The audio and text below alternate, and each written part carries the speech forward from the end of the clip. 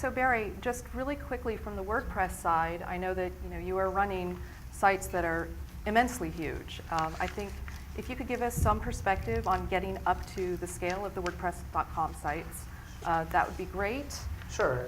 Just really quickly, because I don't have a slide for it, but all of our architectures are somewhat similar.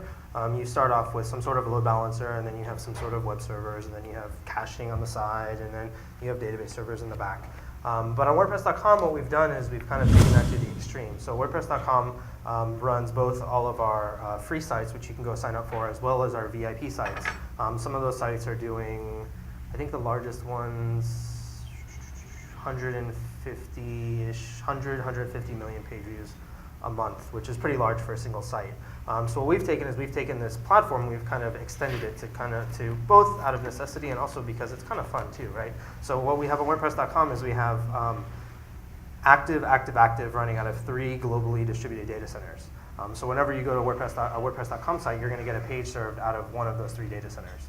And we have everything synced between the data centers, both the databases and the caches and all that in real time.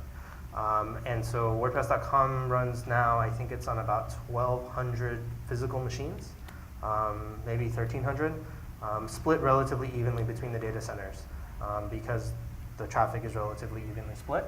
And on the web tier, there's about 500 machines. On the database tier, there's about another 500. And then the rest are caching, load balancers, that sort of thing. But interestingly enough, the scaling challenges are not mostly in scaling single sites to 150 million page views.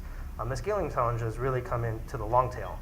Because if you have a single site with a relatively small amount of content, even if you have a single site with a large amount of content, it's less content than 20 million sites.